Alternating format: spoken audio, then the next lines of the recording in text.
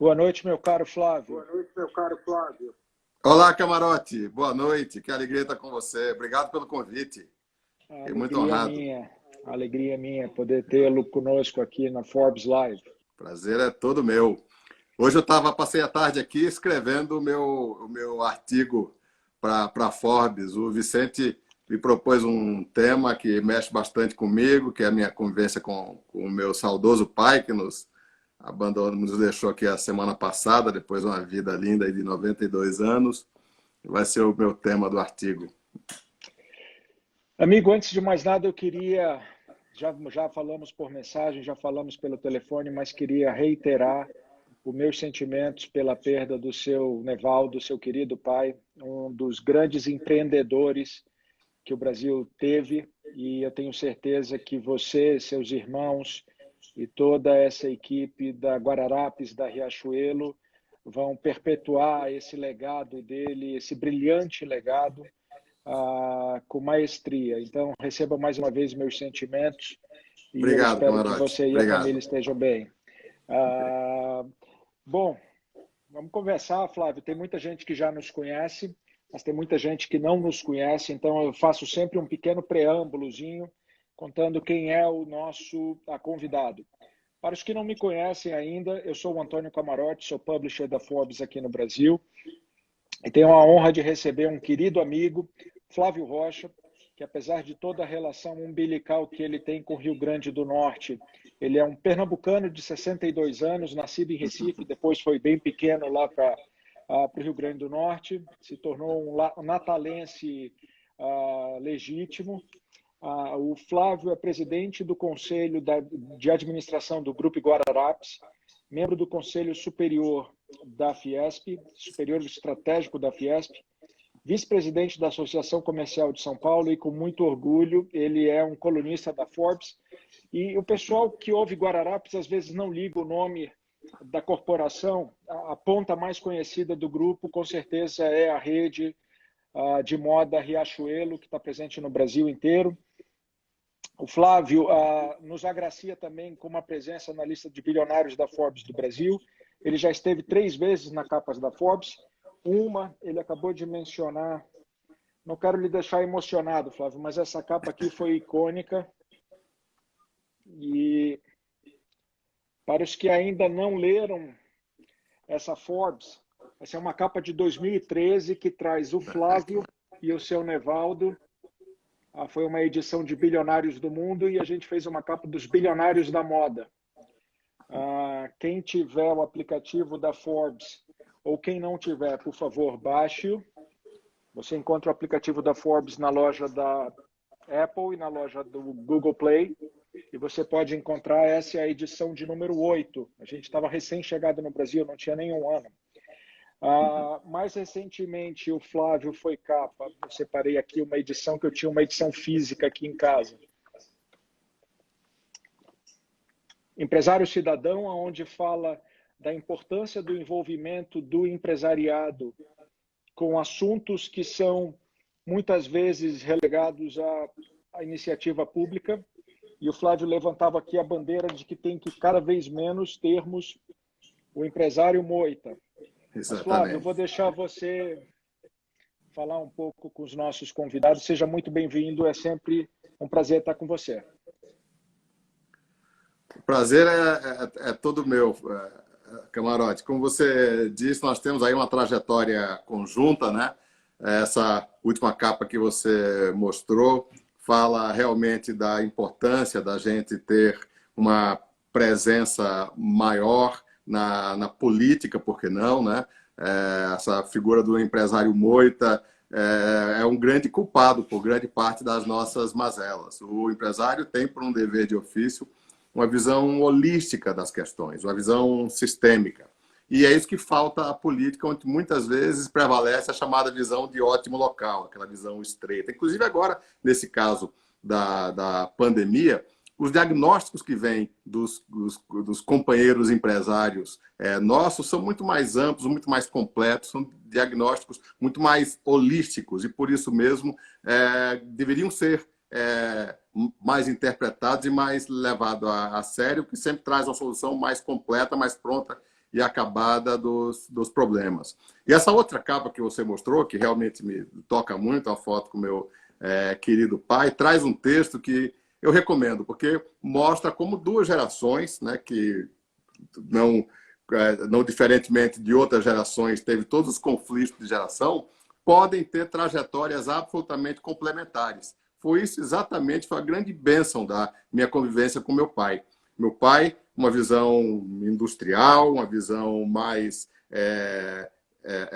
de cima para baixo, um modelo mais hierárquico, e o surgimento da nossa geração, em bom momento, justamente na época em que o varejo estava assumindo o protagonismo da cadeia de suprimento. Não só na nossa empresa, mas em todos os setores, né? Eu entrei e passei a ganhar espaço na empresa a partir do momento que o varejo foi assumindo funções estratégicas dentro da cadeia de suprimento, como a gestão de marca, como a condução estratégica, como decorrência imediata do empoderamento do consumidor. Então, foram duas carreiras realmente muito complementares, muito harmônicas, né? E agora, nesse momento em que meu pai deixa uma enorme lacuna, mas nós o sentimos extremamente presentes pelos exemplos, pelos valores que dão coesão a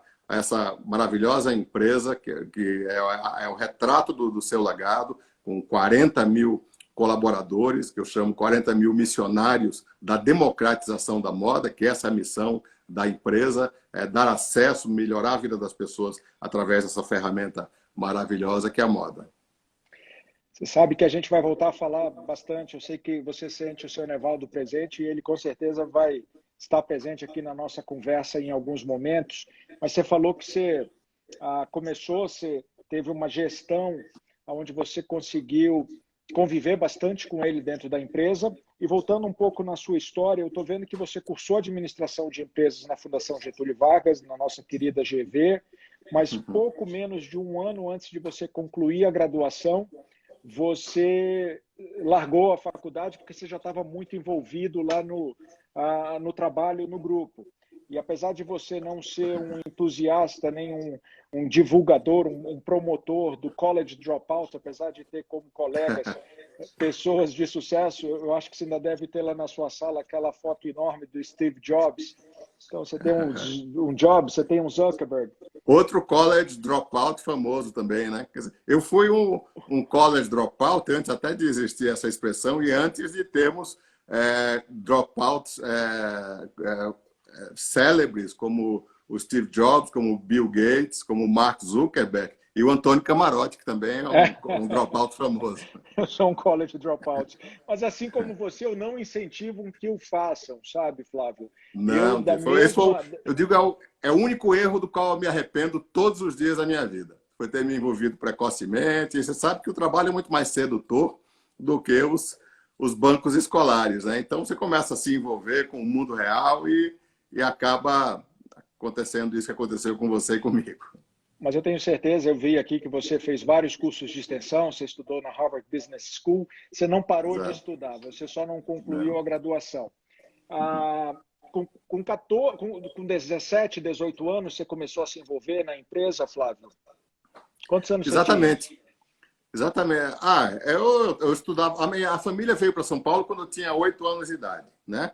Tá. E aos 12, 13 anos, eu tinha as aulas de manhã lá no Dante Alighieri e à tarde já tinha algumas funções lá na empresa. Foi na época que a gente ocupou aqui o espaço de São Paulo, no que a gente nem sabia na época, mas acabamos vendo hoje que foi a primeira rede de franquias do Brasil. Foram a Super G, né?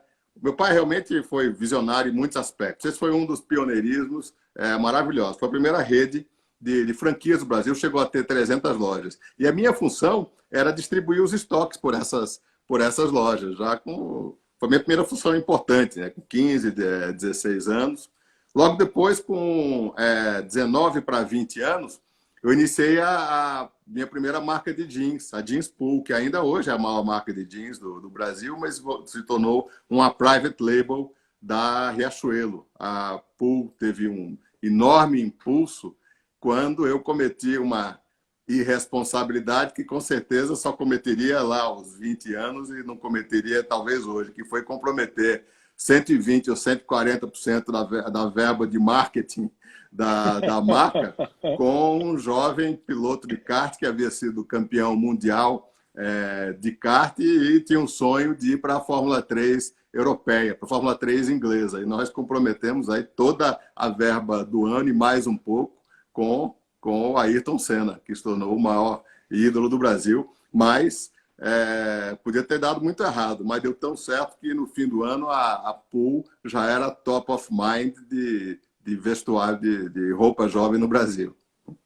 Pelo visto, você herdou essa característica, esse incrível dom de visionário do seu pai, porque apostar num corredor que ainda estava saindo do kart antes de chegar na Fórmula 3, a gente não sabia como ele ia performar na Fórmula Europeia, e comprometer mais do que você tinha disponível de budget, não deixou de ser uma tacada certeira que com certeza se pagou em múltiplos que nem uma startup de fintech hoje consegue multiplicar. Então, o resultado se perpetuou até hoje com a Pool se mantendo como líder no e mais do que a no Brasil. visibilidade, né, Camarote? A gente tinha corridas semanais lá em Silverstone. Então, e o Ayrton, quando começou a ganhar uma prova atrás da outra, eram 3 minutos de fantástico e de mídia nacional todos os domingos. Mas muito mais do que isso, ele deixou um exemplo de vida pela sua obstinação, pelo seu foco,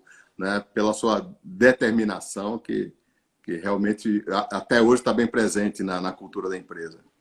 Você sabe que eu tenho tentado pelo menos deixar alguns insights, alguns takeaways para as pessoas que nos acompanham. Tem muita gente que está começando o seu negócio, muita gente que está pensando em mudar o rumo da sua vida.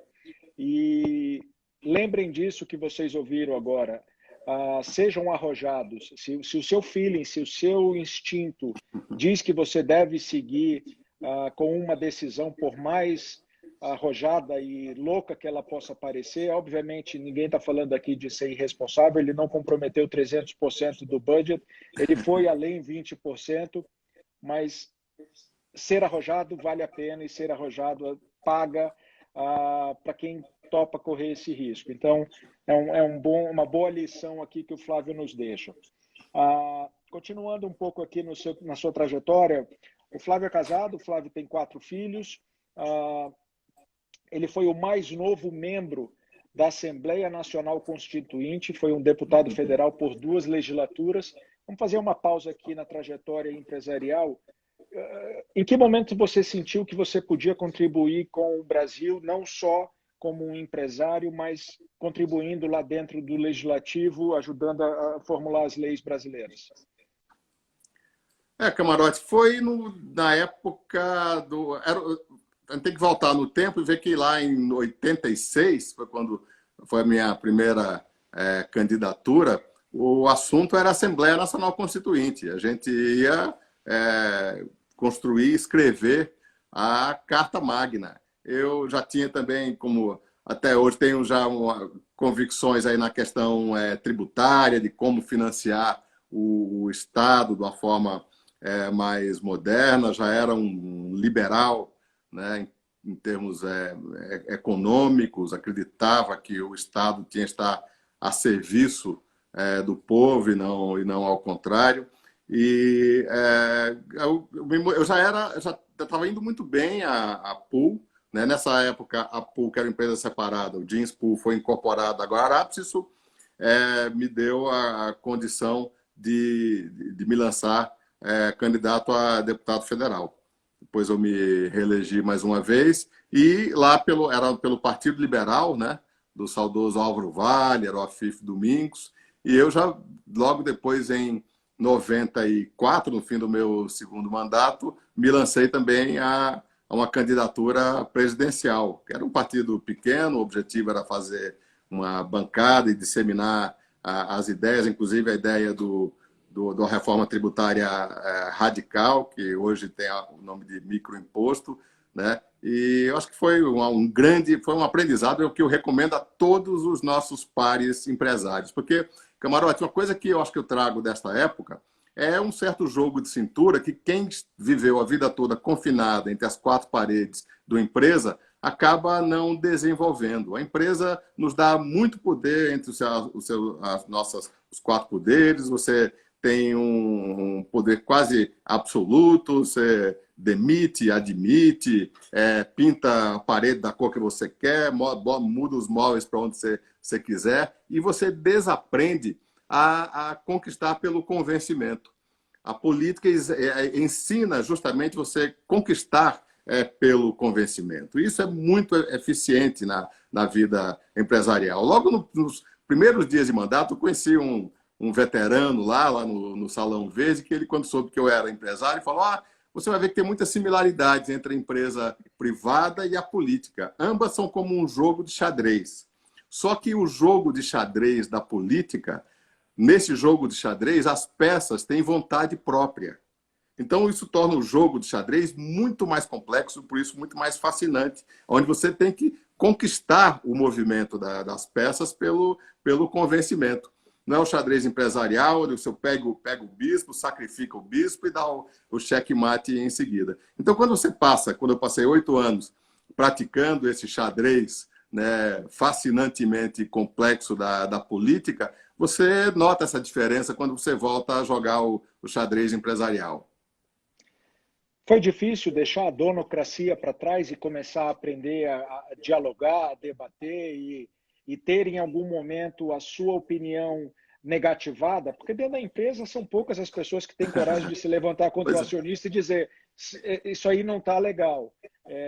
O quão difícil foi esse ajuste e o quanto você usou disso que você aprendeu no legislativo de volta dentro da empresa?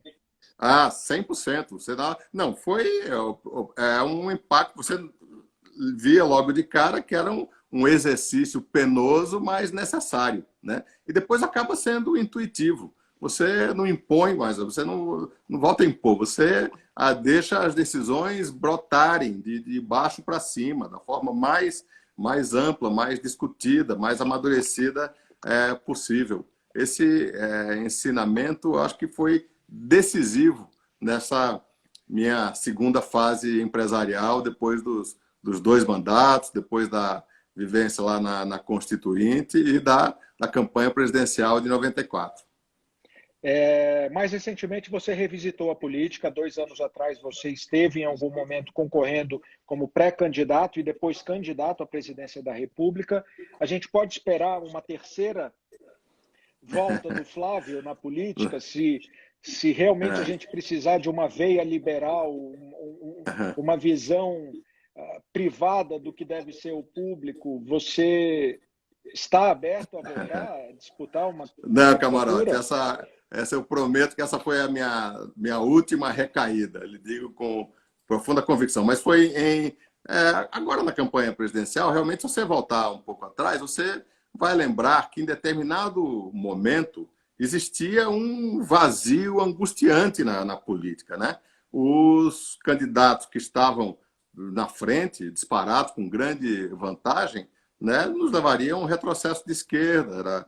Eram candidatos que estavam aí ganhando. E existia... Eu tinha uma convicção que era compartilhada de muitos dos meus amigos, que o próximo, que existia a grande oportunidade para um candidato realmente liberal na economia. Mas o discurso liberal não ganha a eleição. Ele garante os candidatos que apenas repetem esse economês ininteligível do grande público, falando em Estado mínimo, em privatizações, né? Eles têm 1%, 2% dos votos, né? O discurso que realmente ganhou a eleição, apesar da minha candidatura não ter prosperado, mas eu acredito que pautou, né, até o atual projeto político, era uma interpretação de que não bastava ser liberal na economia. Você tinha que ser também enraizar, incorporar a índole conservadora do povo brasileiro. Não adiantava ser antimarxista. Você tinha que ser também anti-gramsciano, né?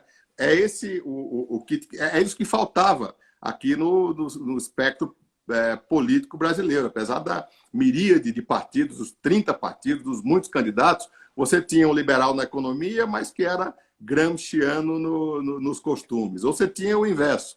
Você tinha um conservador na economia, mais estatizante ou nacionalista nos costumes. Foi só a partir do momento que realmente se configurou este perfil, né, essas duas colunas, da econômica e a comportamental, que realmente se gerou um fenômeno político que ganhou por ampla margem as eleições em 2018. Bom, já que a gente tem a sua promessa de que não haverá uma terceira recaída, vamos voltar para o mundo empresarial. A gente falou aqui bastante já no começo do seu Nevaldo, que acabou de nos deixar no dia 17 de junho, e tem uma passagem muito interessante que você já tinha me contado algumas vezes, e sempre que eu leio a respeito dele, a gente encontra essa informação. Até pouco tempo atrás era o seu Nevaldo que definia pessoalmente os preços de todas as peças que estão disponíveis dentro da Riachuelo. E vocês voavam toda semana, toda a diretoria da empresa, para ter reuniões com ele em Natal. Como é que foi, Flávio, você dentro de uma nova realidade, num cenário muito mais tecnológico do que ele viveu no auge da implantação do grupo, como é que você navegava com toda a sabedoria dele, que não, para que não me deixe mentir, se era ele que precificava todos os itens, ele continuava muito conectado à empresa e à realidade do mercado, com esse novo mundo tecnológico de ampliação de lojas que saíram de 300 metros quadrados para 2.000 metros quadrados, uma rede completamente nacional. Como é que foi essa convivência? Camarote, nós somos... Deus nos abençoou, nos dando personalidades absolutamente diferentes, mas por isso mesmo muito complementares, né? O conflito de gerações não é privilégio de outras famílias. O nosso esteve muito presente na nossa família, porque o meu pai tem... e isso casou como uma luva com a transformação que aconteceu em todos os setores do novo papel do varejo, né? O meu pai é uma cabeça industrial, um estilo hierárquico, né? E eu sou muito mais adaptável à nova realidade do empoderamento do consumidor, da migração das tarefas fundamentais da economia, de uma cadeia de suprimento, da indústria para o varejo, né? Desenvolvimento de produtos, a gestão de marcas, a formulação estratégica. Isso dos anos 80, 90 principalmente, quando eu já comecei a assumir cargos de direção dentro da empresa, foi exatamente nesse momento dessa definição do novo papel do varejo. Então, quando a minha geração chegou, estava acontecendo essa migração que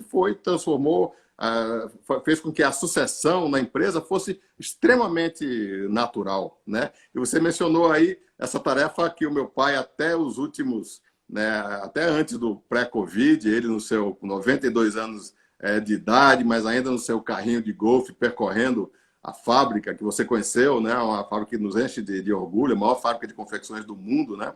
Quando funciona em 2 turnos, são 20.000 colaboradores, e ele tinha uma intuição fantástica para determinar o preço dos produtos. E olha que não são poucos, são 200 lançamentos todos os dias. Nós lançamos 48.000 produtos por ano, né? E ele precificava individualmente cada produto e precificava realmente com uma habilidade enorme, porque são, né, mais de 70 anos de experiência que deu esse sexto sentido que até os últimos dias de trabalho ele exercia magistralmente.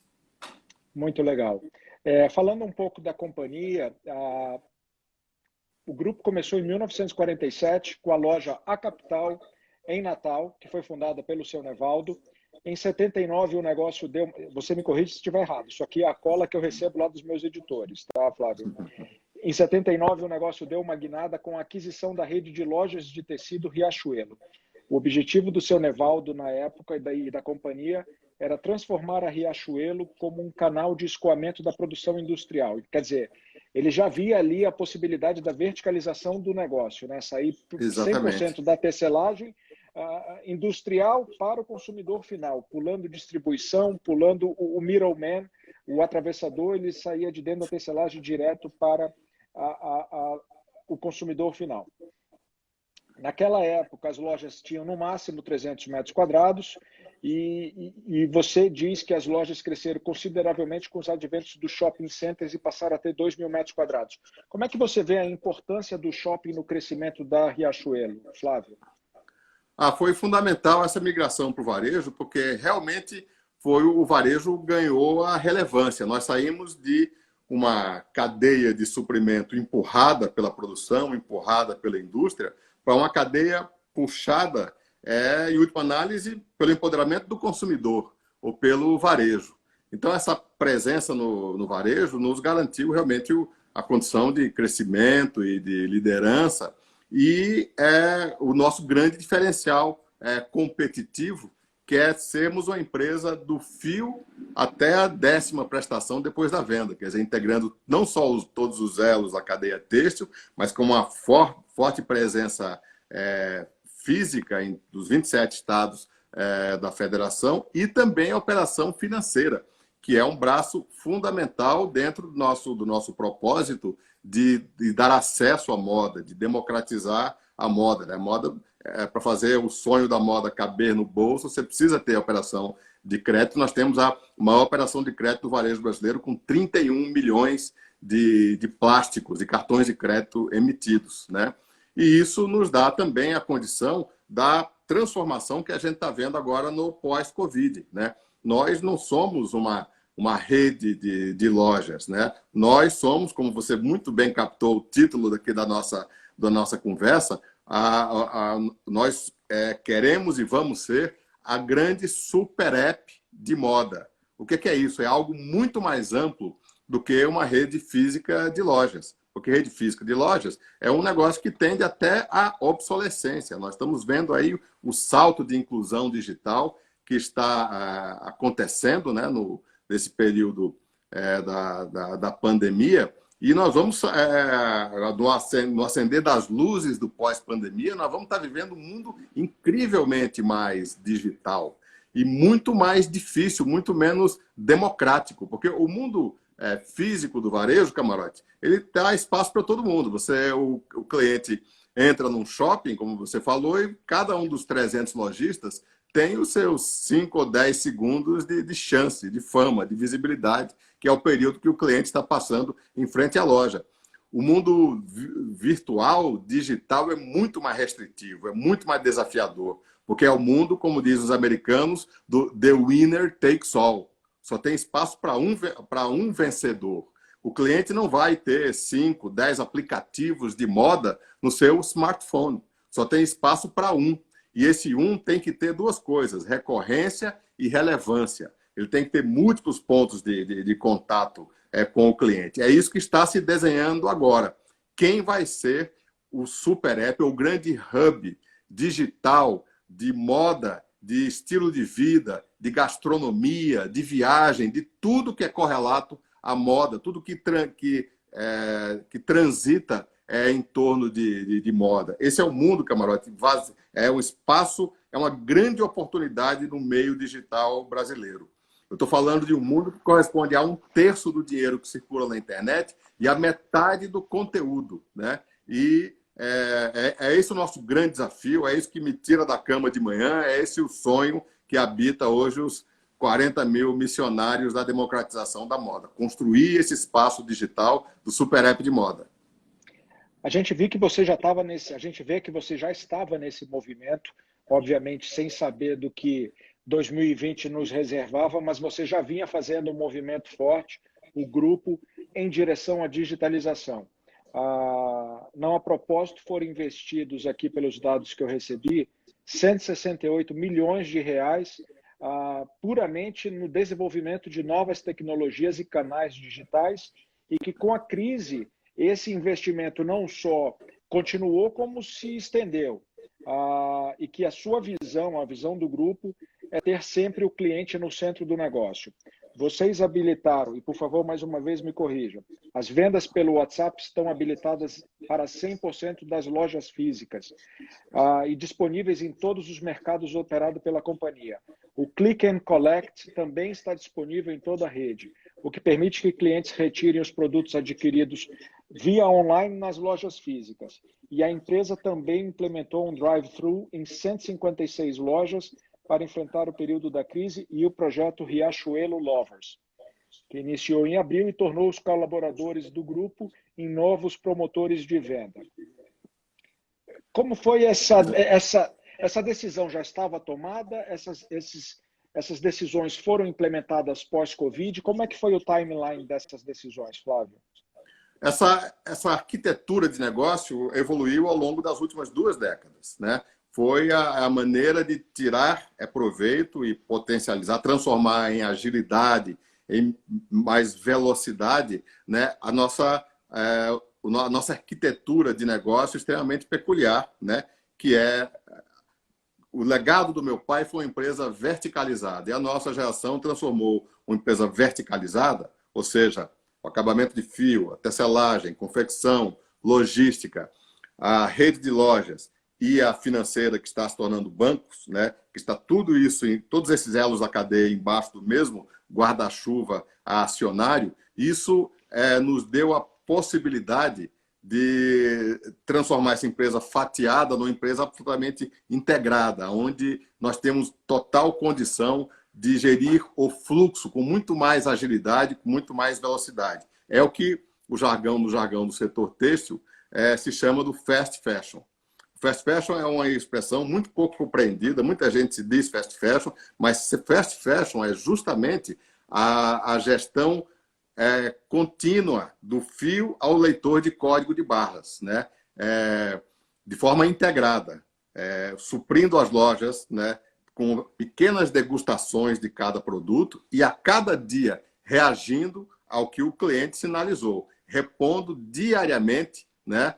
Cada cor, cada tamanho, cada produto, né? É o contrário do modelo tradicional, empurrado, onde que habita a maior parte das redes tradicionais de varejo. Então, no momento como esse da pandemia, nós tivemos muito mais condição do que os leais concorrentes de frear, de acelerar, de gerir os departamentos que tiveram uma menor diminuição de demanda, aumentar os que tiveram aumento de demanda, como o grupo LAR, o departamento de têxteis para casa, que teve uma explosão de demanda, e mais do que isso, distribuir melhor entre os canais de suprimento, né? Porque o modelo tradicional, se você compra 10 mil peças de um produto, aquilo é pré-alocado para todas as lojas, inclusive a loja virtual. No nosso modelo, não. Aquele produto, o nosso CD automático manda uma pequena degustação para cada produto, por todas as cores, todos os tamanhos, e a cada dia a loja vai puxando a demanda, né? A partir do momento que houve um travamento das 320 lojas físicas, mas houve uma explosão de demanda da loja virtual, porque pelo peso da nossa marca, a demanda foi toda para a loja virtual, nós conseguimos conviver com aumento de demanda de 500, 600, 700%, sem falta de estoque, porque o estoque é integrado, né? Então, isso fez essa logística, que é um diferencial competitivo nosso, fez uma enorme diferença no sentido de proporcionar o salto de digitalização que nós estamos experimentando. Nós, a exemplo das outras, de todo o nosso setor, tínhamos uma participação do canal digital em torno de 2,5% a 3%. No acender das luzes do pós-Covid, nós vamos surpreender o mercado com algo em torno de superior a 20% de participação no mercado, com o que nos dá a massa crítica de sermos realmente este hub, o grande marketplace de moda do mercado brasileiro. E isso também foi muito importante, Camarote, o salto de digitalização não foi mérito da nossa área de TI ou dos nossos programadores, né, das pessoas que estão lá trabalhando na financeira Futuro Banco Mida e na Riachuelo. Foi muito mais. A gente viu que a demanda veio do cliente, né? Esse salto de digitalização foi uma exigência do cliente. A gente viu aí, né, sexagenários como eu, que tem pouca habilidade com tecnologia, apesar de eu ser um apaixonado por tecnologia há muito tempo, né, quebrando a cabeça com o seu app para pedir o seu sanduíche por uma questão de sobrevivência, né? Então, houve realmente uma forte diminuição das barreiras ao salto digital que nós estamos experimentando agora. Pessoal, para quem ainda não entendeu que o digital não é algo do futuro, ele já vinha sendo o nosso presente, mas mais do que nunca ele saltou de uma categoria de essencial para primordial. Você tem que ter o digital como foco em tudo que você fizer. Você pode ser uma quitanda da esquina, você pode ser um grupo varejista, um prestador de serviço. A sua interseção com o digital tem que existir de forma umbilical. Ela não pode mais ser um pequeno apêndice da sua operação. Ela tem que ser parte importante e primordial desse negócio. Porque é um caminho sem volta. Não é que pós-pandemia a gente vai voltar ao mundo analógico. Isso não vai mais existir. Perfeito. Então, a digitalização é um caminho sem volta. E o núcleo central de todo esse processo é a informação, né? Os americanos, eu estive na China recentemente, a frase que você mais ouve é "Data is the new oil", né? Ou seja, são esses bancos de dados, essa massa de informação que trazem informações extremamente relevantes para as decisões, né? E para até a construção desse espaço que nós queremos ser a super app de moda. Então, o grande componente dessa nova fase do nosso sonho é um banco de dados extremamente rico, construindo a partir dessas 31 milhões de contas e 31 milhões de famílias que compram no cartão Riachuelo, e isso é uma massa de dados que diz muito mais, é uma massa de dados muito mais rica com relação aos hábitos de consumo de uma família do que aquele banco de dados meramente financeiro, né? Os bancos sabem o quanto, mas quando você tem o histórico de consumo do estilo de vida, né, da moda, você sabe a idade dos filhos, você sabe que tipo de ambiente aquela família frequenta, o seu patamar de preço. Então, tudo isso será a base, o alicerce para construir esse grande marketplace, né, focado em estilo de vida. Isso é mais rico do que um banco de dados focado em eletroeletrônico ou simplesmente nos dados da conta corrente de um cliente.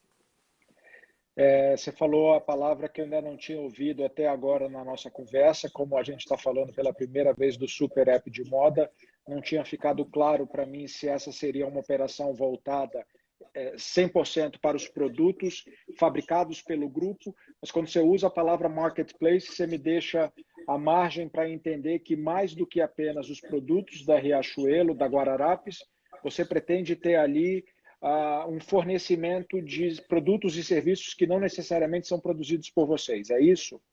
Sem sombra de dúvida, isso é fundamental. A empresa deixa de ter fronteiras nítidas, deixa de ter muros em torno de si, né? O mundo do ecossistema, né? As fronteiras são muito fluidas. O grande desafio é você criar a massa crítica, você atrair as outras empresas e criar um círculo virtuoso, né, de muito fluxo, de muita informação e buscar os produtos e serviços que aquele fluxo demanda, né, e isso não necessariamente está dentro do seu mix, né? Então, é a partir dessa massa crítica que vai se formar esse espaço que eu considero um espaço vazio no meio digital brasileiro. Nós temos grandes embriões, até já amadurecendo aí para linha dura, para produtos financeiros, mas o estilo de vida, moda e tudo que transita em torno desse núcleo ainda é um espaço a ser explorado. Sem dúvida, já existe, na minha opinião, grandes players vendendo linha branca, vendendo, enfim, essa linha dura que você chama, mas lifestyle, ninguém. E interessante quando a gente olha, né?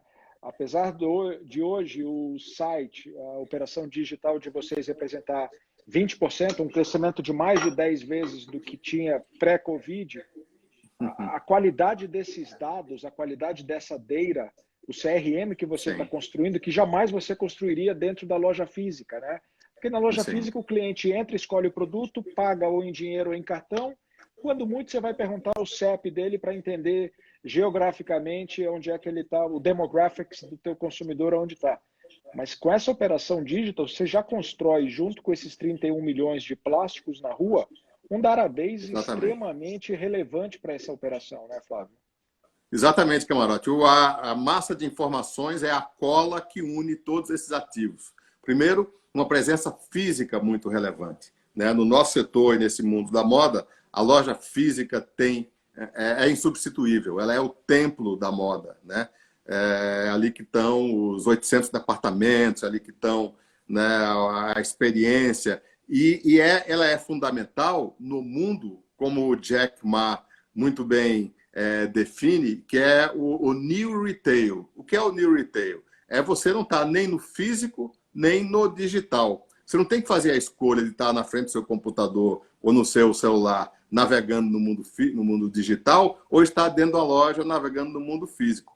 A nossa loja do Morumbi é a primeira grande experiência da convergência desses dois mundos, né? Você está entrando na loja e você está com seus aplicativos, com a realidade virtual, dando mais informações sobre cada tipo de produto, já está sendo reconhecido pelos seus traços fisionômicos, recebendo sugestões que fazem sentido para você em função do seu histórico de compras. Então, esse é o futuro do varejo.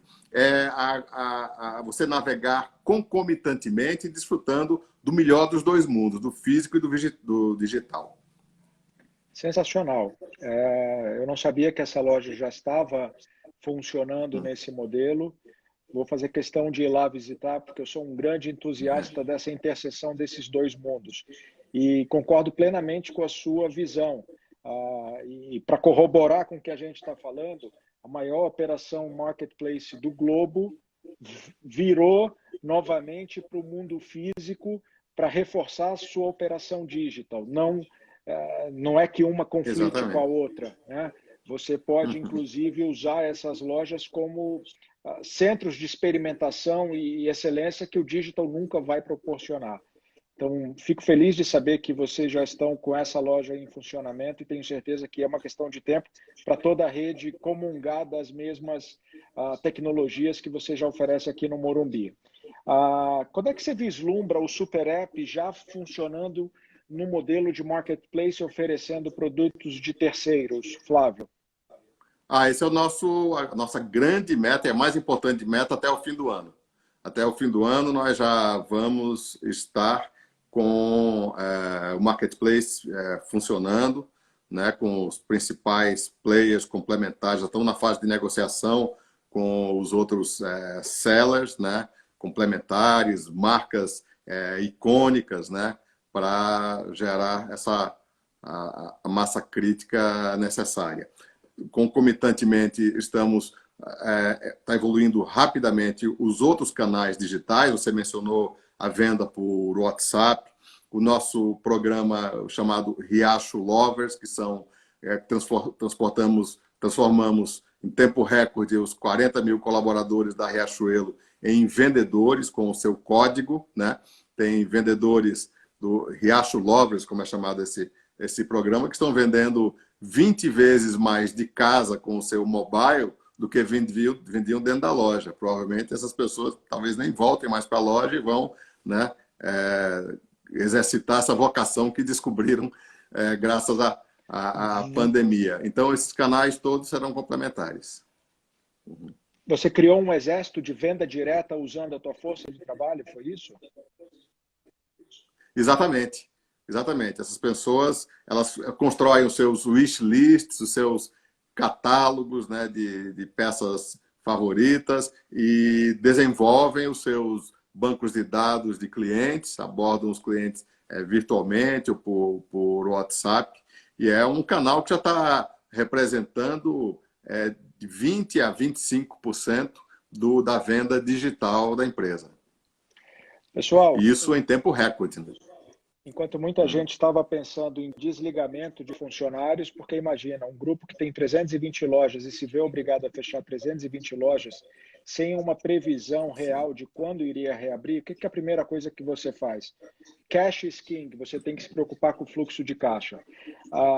Mas ao invés de seguirem numa linha de retração e de fechamento de frentes de postos de trabalho, o Flávio e a Riachuelo fizeram o inverso. Eles transformaram essas pessoas num exército de venda direta, inclusive dando a eles uma possibilidade de rendimento que eles não teriam se eles ficassem dentro do modelo tradicional de venda exclusiva dentro da loja. E une o que ele falou, um círculo virtuoso, é win-win para todos os envolvidos. Para o vizinho daquele colaborador que pode ter acesso a uma compra que ele não precisa necessariamente se deslocar, sair de casa, ele está sendo atendido ali real time. O colaborador tem a sua fonte de renda garantida e, em alguns momentos, incrementada. É fenomenal essa decisão, Flávio. Muito, muito sábia. Exatamente, Camarote. Mesmo porque foi o nosso primeiro compromisso, foi de atravessar esta tormenta de mãos dadas com o nosso bem mais precioso, que é o nosso banco de talentos, né? Que são os talentos que fazem esta empresa. Nós mencionamos aqui a carteira de clientes, mencionamos aqui a presença física das lojas, das fábricas, mas sem sombra de dúvida, a alma da empresa, o bem maior, é a equipe desses 40 mil talentos que fazem e dão vida à nossa empresa. Eu já presenciei isso de perto nas visitas que eu fiz ao Rio Grande do Norte, nas lojas. Eu não sei se você lembra quando você inaugurou uma loja, a Shopping Center Norte, uma grande loja, Exato. uma flagship que vocês inauguraram. Eu fui lá e eu vi toda a emoção dos colaboradores de estarem dentro daquela celebração de inauguração com a sua presença e de outros diretores da empresa. Realmente um clima muito, muito feliz e positivo de um relacionamento dos colaboradores com a diretoria, com os acionistas. Meu amigo, a gente está chegando ao final da nossa conversa. Eu queria que você deixasse as suas considerações. Muito obrigado por participar desse bate-papo conosco. Fico muito feliz de ouvir todos esses incríveis empreendimentos que vocês estão fazendo nesse novo caminho digital, que é um caminho sem volta. Muito sucesso para o Super App da Riachuelo e eu vou ficar ansioso para ler o seu artigo falando do nosso querido e saudoso Seu Nevaldo na próxima edição da Forbes. Mais uma vez, meus sentimentos pela perda. Muito obrigado, Camarote. Eu gostaria de, por último, deixar uma mensagem de otimismo. Acho que nós vamos sair dessa melhores do que entramos. Né? Nós estamos na época do conhecimento. Conhecimento é o menos perecível dos ativos e das riquezas. Não estamos na época da agricultura, onde as safras são perecíveis, nem na época da indústria, onde as máquinas enferrujam. Né? Nós tiramos a economia da tomada, isso é uma experiência única, que nunca tinha acontecido, mas agora na retomada nós vamos encontrar, como estamos já encontrando, um consumidor de bem com a vida, um consumidor que volta a se reencontrar com as coisas boas da vida, como o pós-pandemia tem muito a ver com o pós-guerra, né? E as épocas do pós-guerra são as épocas de redescoberta das coisas boas da vida. Não esperemos encontrar um consumidor assustado ou acuado. Não, nós vamos... Acho que a retomada vai ser, eu concordo com o ministro Paulo Guedes, vai ser uma retomada em V, e nós vamos voltar mais eficientes com as grandes lições que este período nos trouxe. Vamos construir um futuro melhor. Meu amigo, muito obrigado mais uma vez e obrigado por essa mensagem inspiradora e de esperança e que as suas palavras se tornem realidade, que a gente saia muito mais forte e muito mais unidos desse episódio e que a nossa recuperação seja a mais rápida possível. Eu espero lhe encontrar em breve, pessoalmente, quando isso tudo passar. Nesse meio tempo, se cuidem, fiquem com saúde. Um forte abraço, um beijo na família. Pessoal, muito obrigado por participarem mais uma vez conosco da Forbes Live. Para quem não assistiu a conversa inteira, Lembrando que ela fica disponível no nosso IGTV e no YouTube da Forbes. E eu espero encontrar vocês amanhã numa nova Forbes Live aqui conosco.